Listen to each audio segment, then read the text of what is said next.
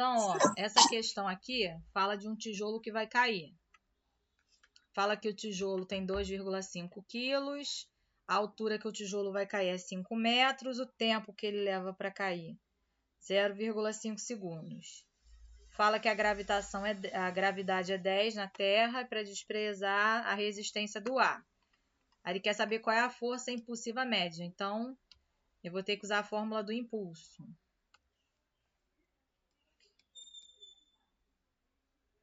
Impulso é igual a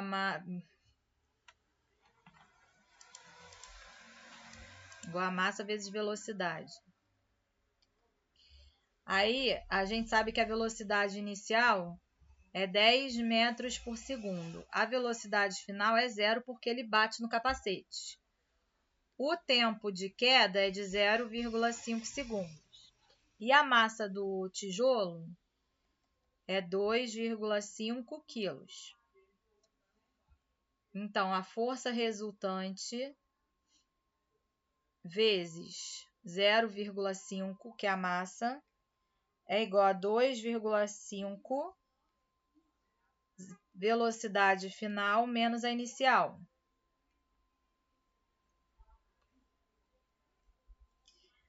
Aí aqui 0,5 vezes a força resultante, 0 menos 10 vezes 2,5, 25. E a força resultante aqui, menos 25, né? Vai dar 50 newtons. Módulo porque eu estou pegando positivo. Aí o que acontece? A força-peso, a gente sabe que é massa vezes gravidade. A massa é 2,5 vezes a gravidade, que é 10 dá 25. Então, o peso do tijolo é 25 newtons. E aí, o que eu vejo? Que 50 é... A força resultante é 50. Isso aqui é 2 vezes 25. Só que a gente sabe que 25 é a força-peso. Então, a força resultante é o dobro da força-peso. É por isso a letra A. Que é a relação entre as duas forças, certo? Aí essa aqui.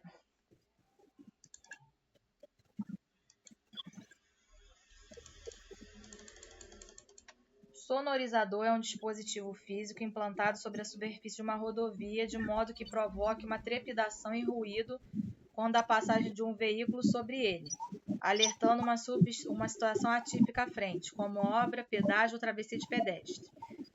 Ao passar sobre os sonorizadores, a suspensão do veículo sofre vibrações que produzem ondas sonoras, resultando em um barulho peculiar. Considere um veículo que passe com velocidade constante de 108 km por hora. Então, velocidade 108 km por hora. Sobre um sonorizador, que as faixas são separadas por uma distância de 8 centímetros. A frequência da vibração no automóvel durante a parte é mais próximo de quanto? Então, eu tenho que tomar cuidado porque ele me deu distância em centímetro e velocidade em quilômetro por hora. A unidade medida para quilômetro por hora é metro por segundo. Então, eu tenho que pegar o 108 e dividir por 3,6. Quando eu pego a velocidade dividido por 3,6, eu vou achar a velocidade em metros por segundo. 108 dividido por 3,6 dá 30 metros por segundo. A distância está em centímetro, eu tenho que passar para metro. Então, para eu fazer isso, eu divido por 100. Que vai dar 0,08 metros. E aí, para eu achar a velocidade é o quê? É o que eu ando dividido pelo tempo. O que eu andei? 0,08. Então, 30, que é o tempo da velocidade, é igual a 0,08 dividido pelo tempo. Então, o meu tempo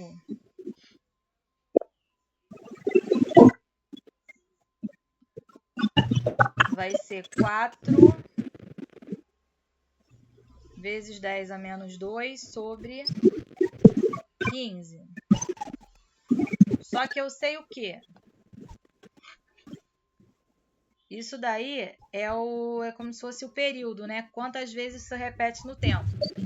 Eu sei que período é igual a 1 sobre a frequência. Então, eu vou ter que a frequência é igual a 1 sobre o período. Logo, a frequência é 1 sobre 4 vezes 10 a menos 2 sobre 15. Como é que eu faço isso? Repito o primeiro e multiplico pela segunda fração invertida.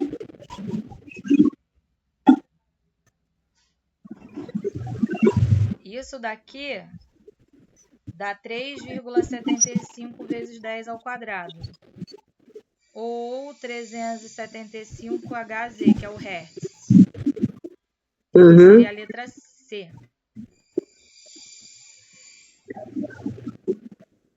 Ele é tão rápido. Eu já acabei de escrever um negócio.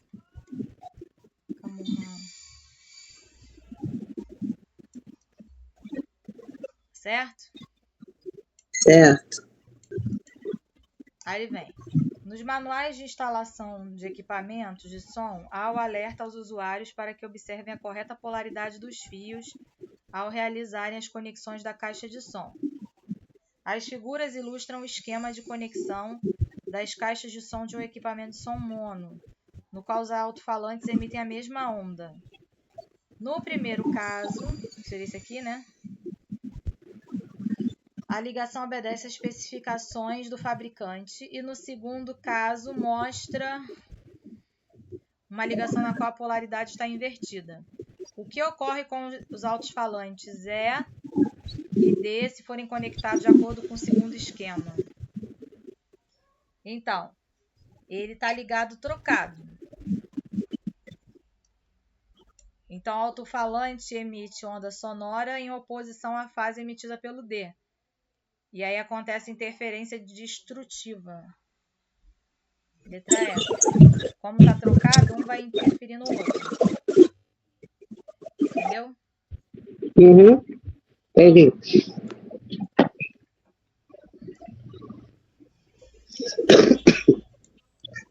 Vamos ver o outro aqui.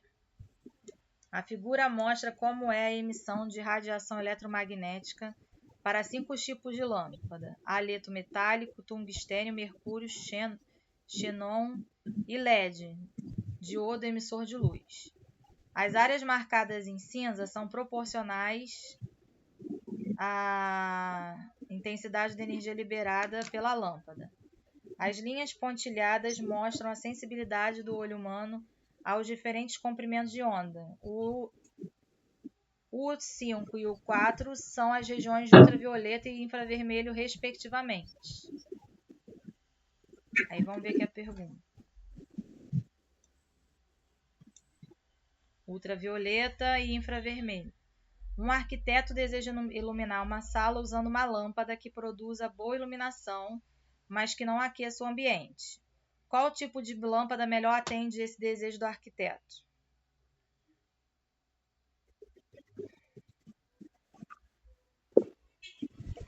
Aí a gente tem as opções aqui. Haleto metálico, tungstênio, mercúrio, xenon ou LED? LED, né? Que a gente usa em casa. Aí vem. Em uma linha de transmissão de informações por fibra óptica, quando um sinal diminui sua intensidade para valores infravermelhos menores de 10 decibéis, este precisa ser retransmitido. No entanto, intensidades superiores a 100 não podem ser transmitidas adequadamente. Aí ele fala, a figura apresenta como se dá a perda inicial, perda óptica para diferentes comprimentos de onda, para certo tipo de fibra óptica. Aí ele está mostrando aqui, né, passando por debaixo da terra, e o comprimento de onda e o quanto que se perde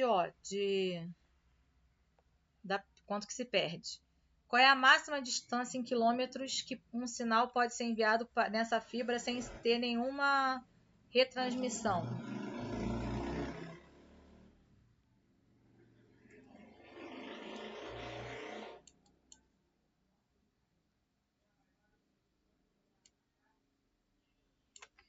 Vamos lá. Quando tem 100, a gente sabe que perde 10 decibéis, então são 90 decibéis. 1 quilômetro, a gente sabe que está para 1 decibéis de perda. Ó.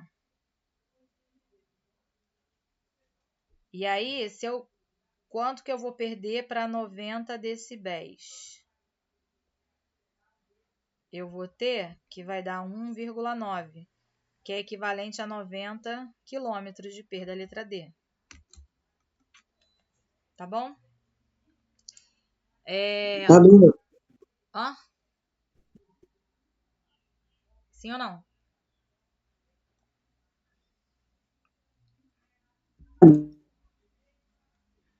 Entendeu? Tá me ouvindo? Sim, Ah, tá. Então, tem uma sim, coisa, a curiosidade. A gente entendi. tem mania de falar da internet via satélite, não sei o quê, mas a maior parte da internet que liga o mundo inteiro vai via cabo, debaixo do oceano. A gente tem mania de falar assim, o satélite faz a internet, não sei o quê, mas a maior parte do sinal de internet vai via cabo. Tem cabos que vão por debaixo do oceano, ligando os continentes, pra você ter uma ideia. E isso não é dito, né? Então a internet, a maior parte vem via cabo, debaixo do oceano. Vamos lá. A depilação a laser, popularmente conhecida como depilação a laser, enfim, consiste na aplicação de uma fonte de luz para aquecer e causar uma lesão localizada e controlada dos folículos capilares. Para evitar que outros tecidos sejam danificados, selecionam-se comprimentos de onda que são absorvidos pela melanina, presente nos pelos, mas que não afetam a oxihemoglobina do sangue e a água dos tecidos na região em que o tratamento será aplicado. A figura mostra como é a absorção de diferentes comprimentos de onda pela melanina, oxihemoglobina e água. Então, por exemplo, a água está aqui em roxinho, tá vendo? A água só começa a ser alterada a partir de 900 aqui. Já a oxihemoglobina ela é alterada com qualquer faixa. E a melanina também. Mas a água só a partir daqui dos 900. Aí ele pergunta, qual é o comprimento de onda em nanômetros ideal para a aplicação do laser? Então, a gente sabe que não afeta a hemoglobina até aqui, quando está em 700. E a água quando é menor que 100, que fica 0. Então, entre 700 e 900, o menor é o 700 aqui, que não vai alterar. Tá?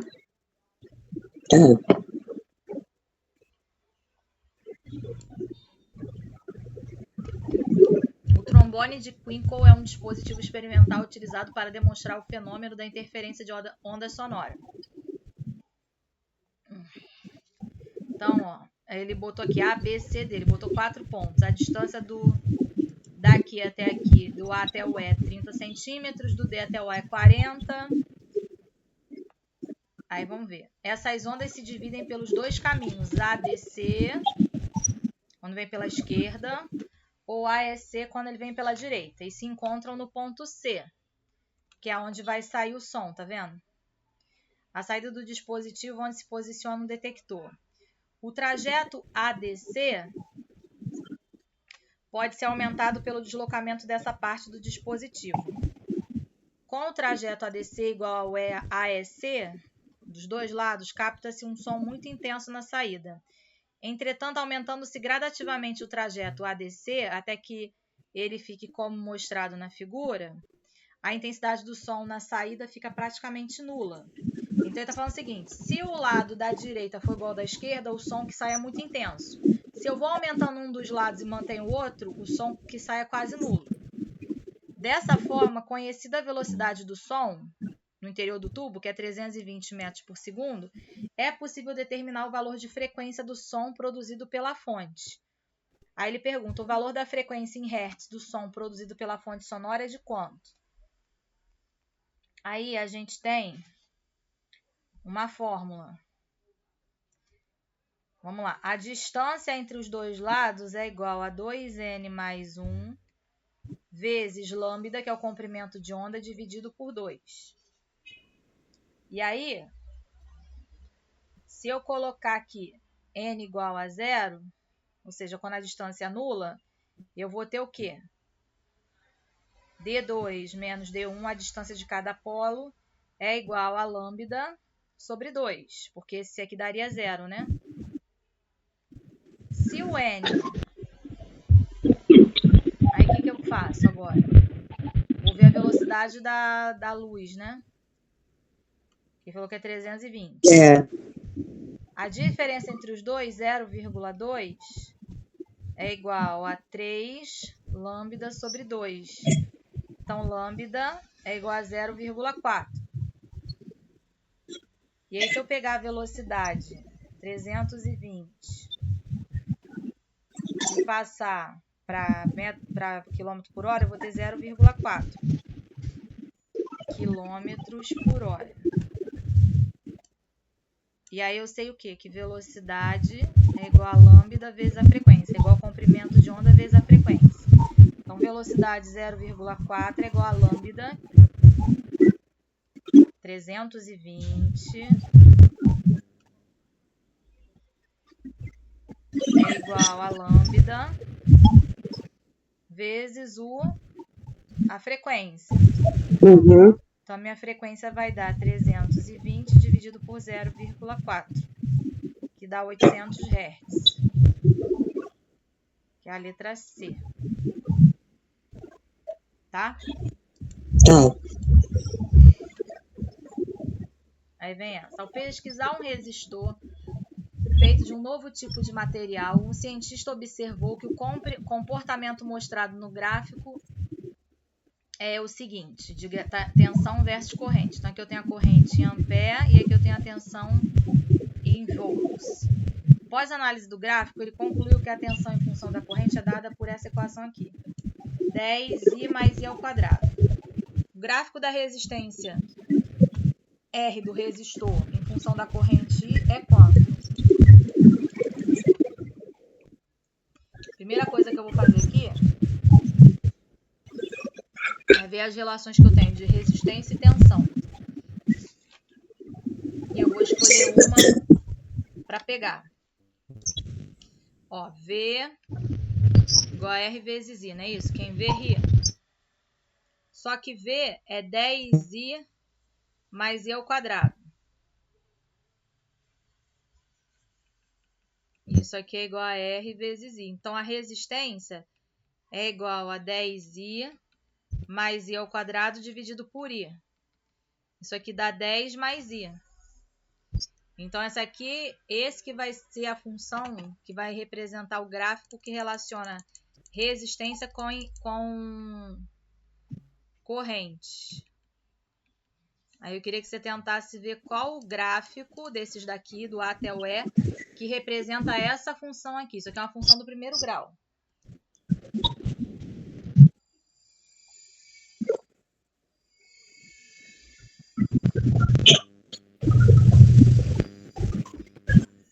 Isso aqui é a mesma coisa que o quê? Y é igual a B mais AX, equação função do primeiro grau. O B vale 10 e o A vale 1. É uma função do primeiro grau, é uma reta, então.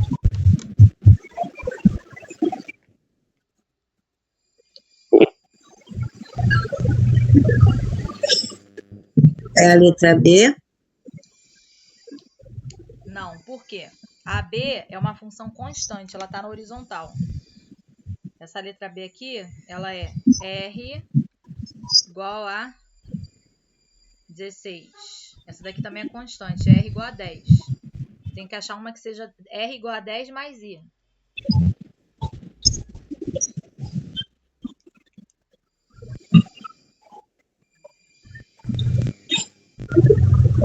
Tem que ser uma reta.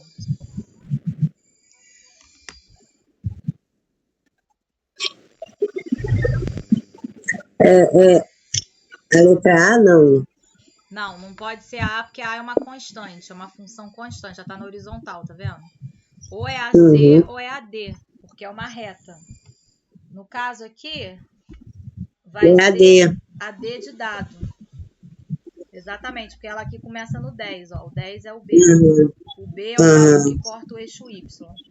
Então não é a C, porque a C começa no 0. Se Uhum. fosse a C, a função da C seria R igual a I. Né? E essa última aqui, ela é uma função quadrática. Ela é alguma coisa do tipo, y igual a 3x ao quadrado mais 10x, enfim. Tá? Uhum. Tá. Muito bem. Agora vamos... Passei de mais um. Alguns peixes, né? Alguns peixes, como o poraquê, a enguia elétrica da Amazônia, podem produzir uma corrente elétrica quando se encontram em perigo. Um poraquê de 1 metro de comprimento, em perigo, produz uma corrente em torno de 2 amperes e uma voltagem de 600 volts. Então, se ele tiver 1 metro de comprimento, ele gasta uma corrente de 2 amperes e uma voltagem de 600 volts. O quadro apresenta a potência aproximada de equipamentos elétricos. O equipamento elétrico que tem potência similar àquela produzida por esse peixe em perigo é qual? Lembra que potência é igual a corrente vezes DDP. Tenta fazer essa.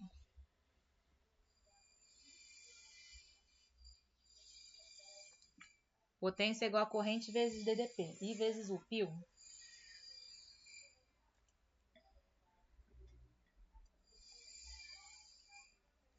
E você tem aí no enunciado que a corrente é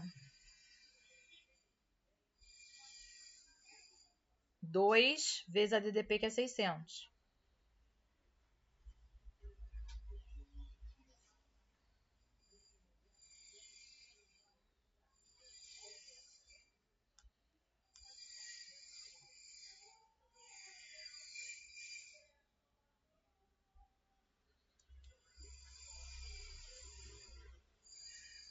Como é que é o I? O I vale quanto? I vale 2, não é? U vale 600. Quanto é 2 vezes 600? 1.200. Qual desses daqui que tem potência de 1.200 aproximada?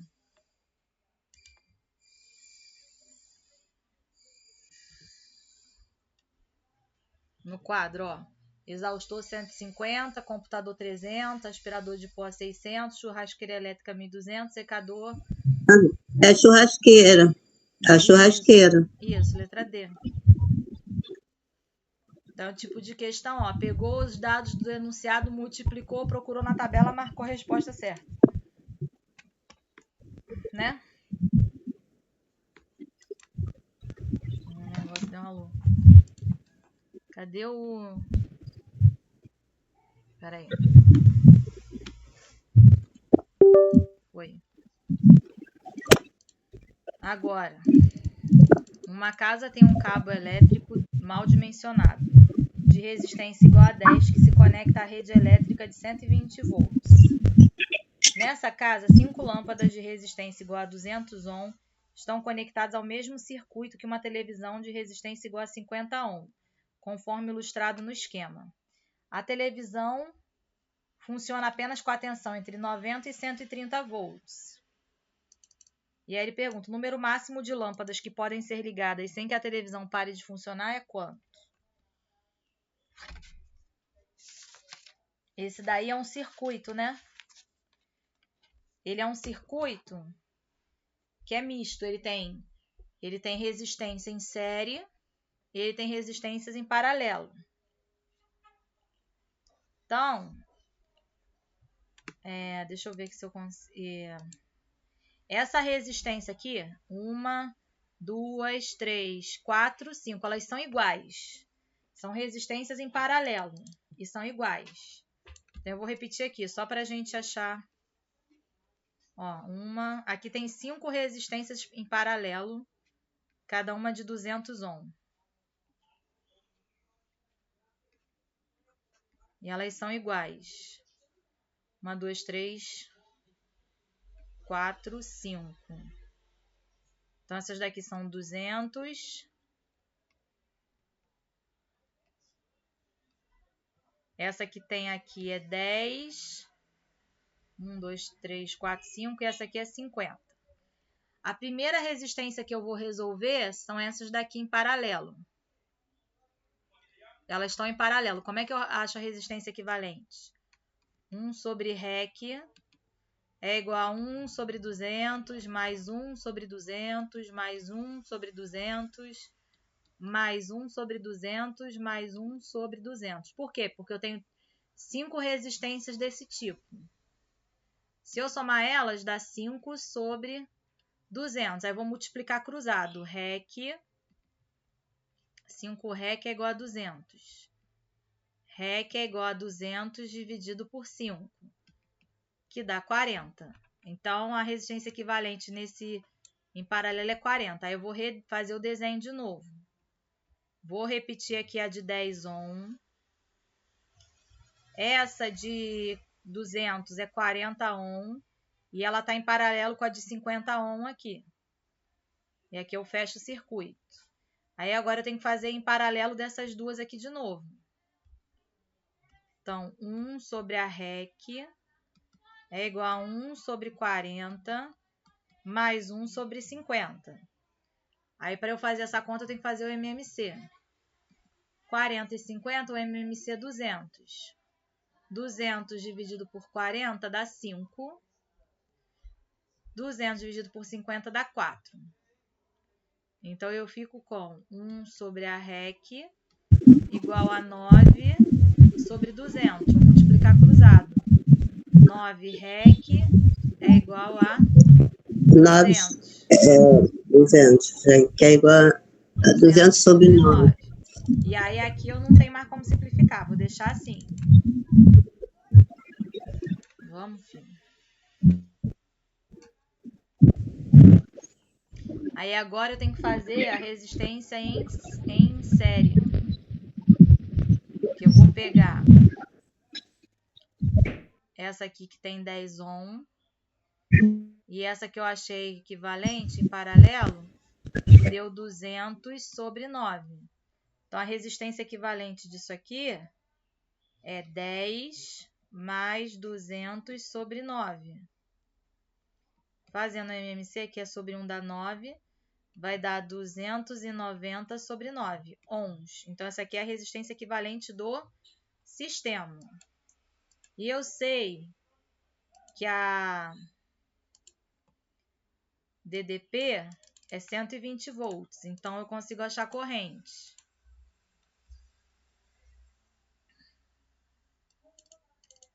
Eu vou ficar com 120 igual a 290 sobre 9 vezes I. Aí o 9 passa multiplicando, 120 vezes 9, o 290 multiplicando, passa dividindo. Corta, corta, isso aqui é igual a corrente. A minha corrente vai ser igual a 12 vezes 9, 18 vai 1, 108 sobre 29. E aí vai ficar assim porque dá quebrado. Tá? Tá bom. Deu para entender? Deu. Só que tem que fazer bastante conta, né? Tem. Que ele está misturando o circuito em série com o circuito em paralelo. Vamos lá. Essa aqui, ó, as redes de alta tensão para transmissão de energia elétrica geram um campo elétrico variável o suficiente para induzir a corrente elétrica no arame das cercas. Tanto os animais quanto os funcionários das propriedades rurais ou das concessionárias de energia devem ter muito cuidado ao se aproximar de uma cerca quando estiver próxima de uma rede de alta tensão, pois se tocar no arame poderão sofrer choque elétrico. E aí, para minimizar esse tipo de problema, o que a gente deve fazer? fazer o aterramento do arame, acrescentar fusível na segurança da cerca, realizar o aterramento da rede de alta tensão, instalar o fusível de segurança na rede de alta tensão ou utilizar fios encapados com isolantes na rede de alta tensão.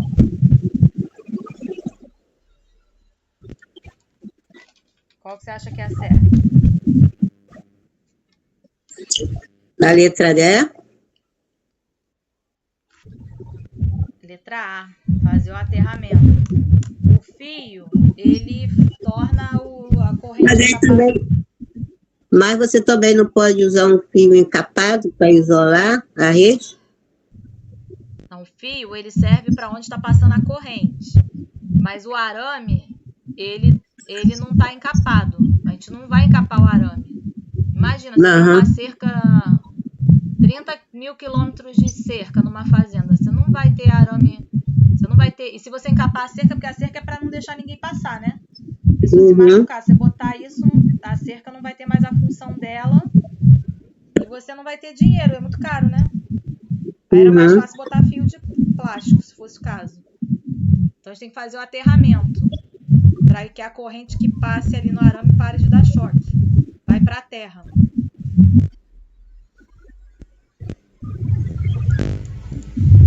Aí vem.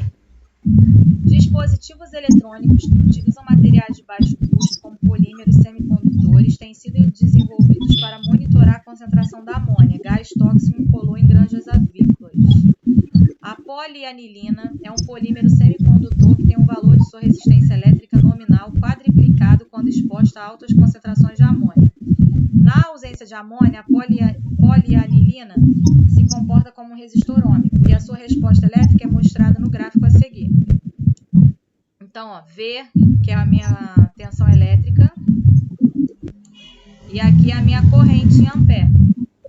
O valor da resistência elétrica da polianilina presente nas altas concentrações de amônia em ohm é igual a quanto? O que a gente sabe? A gente sabe que V é igual a R vezes I. Se eu quero saber a resistência, eu pego a tensão e divido por I. Procura uma tensão aí no gráfico para você dividir pela corrente.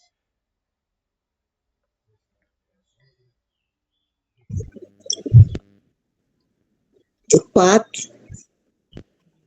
Oi? 4. No 4 é a minha corrente. Quanto é o meu DDP? 2. Então, substitui na fórmula. Quem vem em cima? Volts. Quem é? 2 sobre quanto? 4, né? É. Dá quanto? Por 2 vai dar 2. 1 sobre 4. 0,5, né? E aí 0,5... Só que tem que lembrar que aqui é 10 a menos 6, né? Eu não botei aqui. Vezes 10 a sexta. Andando com a casa uma vírgula, 5 vezes 10 a quinta. Letra D. Não é?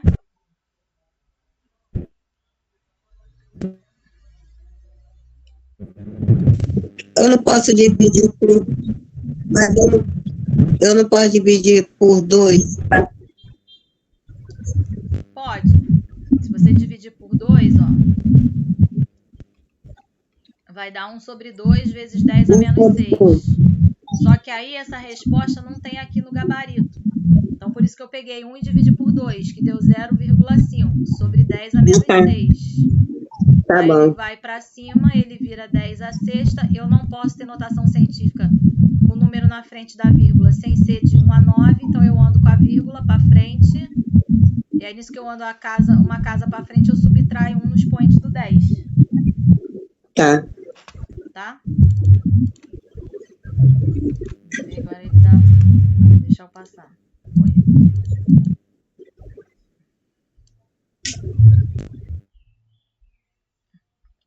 E agora? Eu tenho um fusível. Aí isso aqui tem vários zigue-zaguezinhos desse aqui. Isso aqui é a corrente, né? E aí ele quer saber qual é o maior valor da DDP que faz com que o fusível não queime.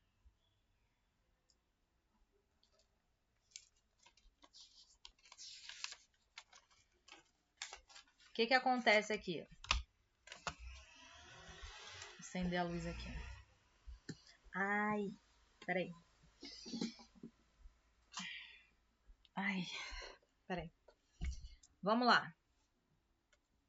Aqui eu tenho uma corrente que passa. E quando essa corrente chega nesse fio aqui, uma parte vem para cá e outra parte desce.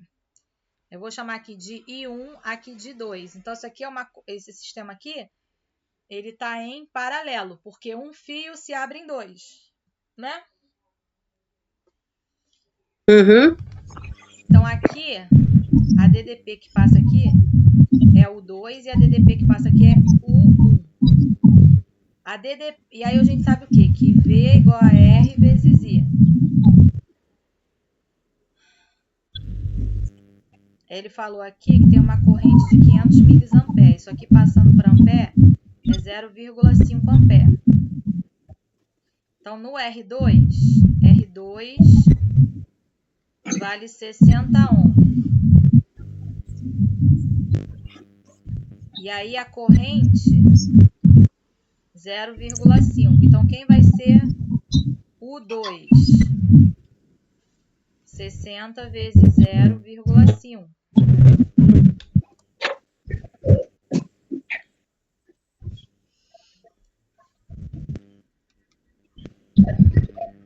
Dá 30, né? Aham. É que acontece. Quando a gente está falando de corrente em paralelo, a DDP ela não muda. Ela se mantém.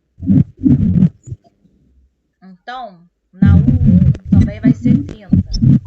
E nesses daqui de cima também vai ser cada um 30.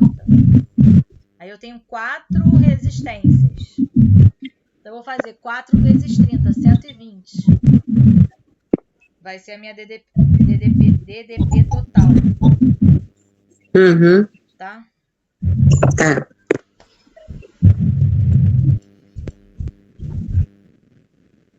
Aí agora está essa questão aqui. Chuveiro elétrico. No manual fornecido pela fabricante de uma ducha elétrica de 220 volts, é apresentado um gráfico com variação da temperatura da água em função da vazão para 3 condições: morno, quente ou superquente.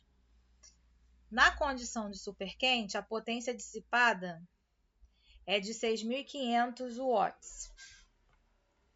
Considere o calor específico da água igual a 4.000 joules, ou seja, quilos por grau Celsius, né? E a densidade igual a 1 quilo por litro. Então, ele está mostrando aqui a vazão da água no quente, morno, quente, superquente. Com base nas informações dadas, a potência na condição morno corresponde à fração da potência. Aqui, fração da potência do superquente. Então, ele quer dizer qual é a relação entre superquente e morno. Então, vamos lá. Ele falou que a DDP é 220. A gente sabe que a potência é igual a DDP vezes o tempo. E que isso aqui é igual ao calor, né? Que macete, né? Que macete. Então, eu vou igualar a potência vezes a variação é igual a MC delta T. A vazão ela é constante, então ela é a mesma sempre. Uhum. Então, se eu olhar aqui, ó, a 10 graus Celsius, o superquente tem uma vazão de 3 litros por minuto. O morno, quer dizer, o morno, né? O superquente tem 30 litros por minuto. Então, qual é a diferença entre as temperaturas? É de 12 graus. Varia. Uhum. A temperatura varia. Sim, então. Mas aí fazendo a diferença, 12 graus. Do morno para o superquente. Uhum. Quente por super quente vai dar 32 graus.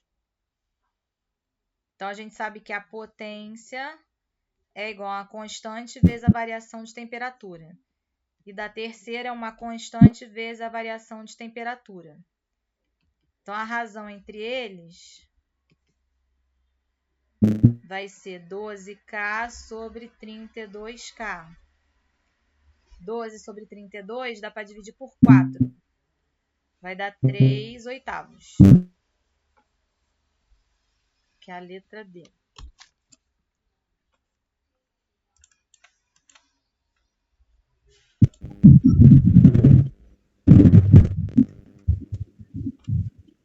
Certo? Certo. Aí vem. Em algumas residências, cercas elétricas são usadas com o objetivo de afastar invasores. Uma cerca elétrica funciona como uma diferença de potencial elétrico de aproximadamente 10.000 volts. Então, a força eletromotriz, que é essa DDP, 10.000 volts. Para que não seja letal, ou seja, que mate a pessoa, a corrente que pode ser transmitida através de uma pessoa não deve ser maior do que 0,01 ampere. Já a resistência corporal entre as mãos e os pés de uma pessoa é da ordem de 1.000 ohms. Para que a corrente não seja letal para uma pessoa que toca a cerca, o gerador de tensão deve possuir uma resistência interna que, em relação ao corpo humano, é de quanto? Então, a gente sabe que a resistência é 10.000 volts, que o máximo de corrente que o ser humano aguenta é 0,01 e que a resistência que passa pelo corpo, no máximo, 1.000 ohms.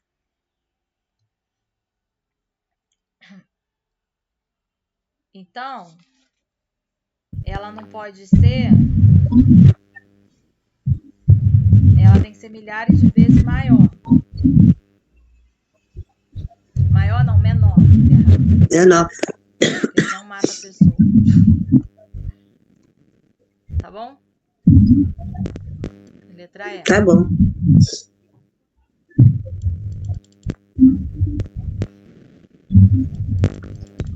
Agora a gente tem o espectrômetro de massa de tempo de voo. É um dispositivo utilizado para medir a massa de íons. Nele, um íon de carga elétrica Q é lançado em uma região de campo magnético constante B, descrevendo uma trajetória helicoidal conforme a figura. Aí está mostrando, helicoidal no formato de uma hélice, né? Uma turbina. Essa trajetória é formada pela composição do movimento circular uniforme no plano YZ e uma translação ao longo do eixo X. A vantagem desse dispositivo é que a velocidade angular do movimento helicoidal do íon é independente de sua velocidade inicial. O dispositivo, então, mede o tempo t de voo para n voltas do íon. Logo, com base nos valores da carga, do campo magnético, da normal e do tempo, pode-se determinar a massa do íon. A massa do íon medida por esse dispositivo será de quanto? Letra A. Carga, campo, vezes o tempo, dividido por 2π, que aí seria uma circunferência inteira, vezes n, que é em relação ao comprimento. Porque aí o normal vai estar paralela ao raio. Uhum. O comprimento da circunferência é 2πr. Uhum. 2πn. Tá? Tá. Aqui.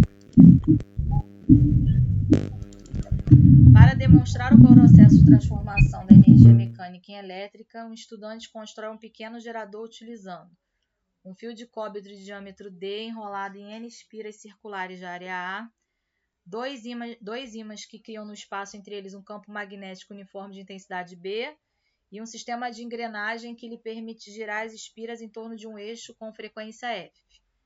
Ao fazer o gerador funcionar, o estudante obteve uma tensão máxima e uma corrente de curto-circuito I.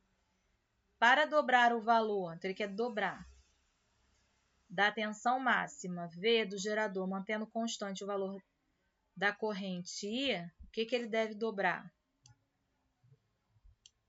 número de espiras. Então, vamos lá. A eletromotriz é igual a delta vezes ΔT sobre velocidade. Isso aqui é o meu U, mesma coisa que U. O N na espira é beta vezes F vezes cosseno de alfa sobre a velocidade. Esse beta é o campo magnético e o S é o comprimento. A gente sabe que resistência é igual a resistividade vezes comprimento sobre S. O que é resistividade? É a facilidade ou dificuldade de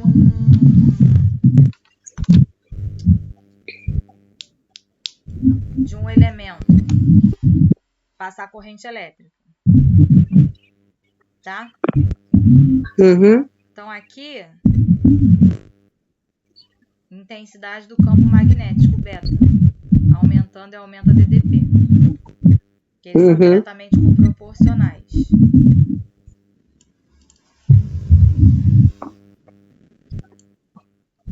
Aí, treinar com você a parte de corrente. Ó.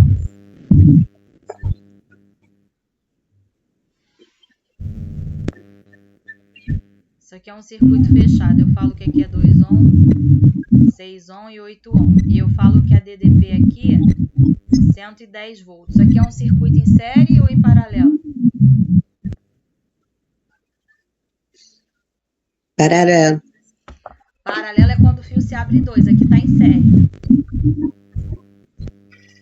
Então, a resistência equivalente é a soma das resistências. Quanto é que vai dar isso aqui?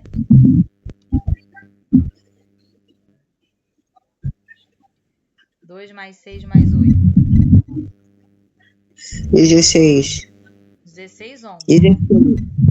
Uhum. E aí, para eu saber a corrente, quem vê, ria. V vale 110 e a resistência é 16. Eu quero saber a corrente agora.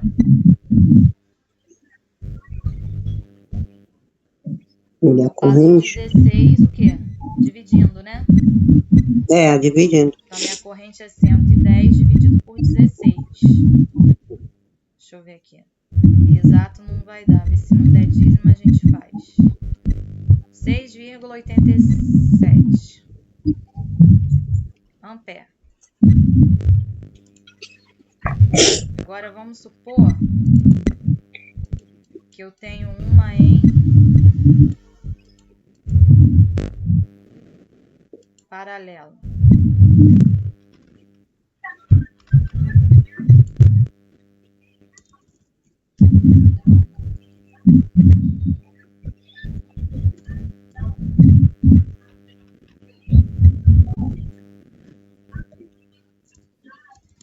Tá, ele tá querendo. Vamos lá. Tem uma assim. DDT aqui.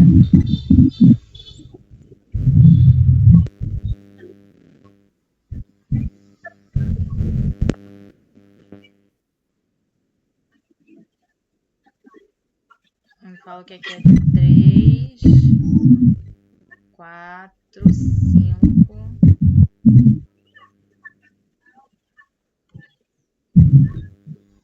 Aqui é 1 ohm. Aqui é 10 ohm. Nesse tipo de questão, tem que começar por aqui, ó, pela paralela.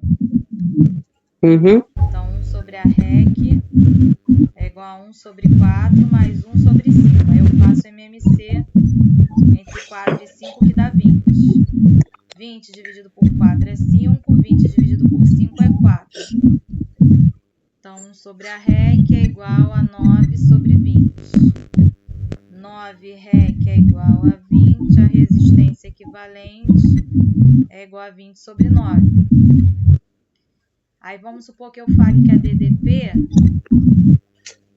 vale 180 volts. Então, quem vê, ri.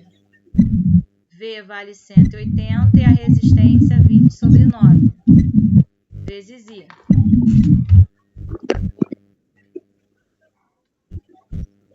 Ela tem que passar o 9 multiplicando e passar o 2 dividindo. Uhum. Deu um... 180 vezes 9 sobre 20 é igual aí. Corta aqui, 0 com 0. 18 dividido por 2 dá 9. 9 vezes 9, 81 amperes. Entendeu?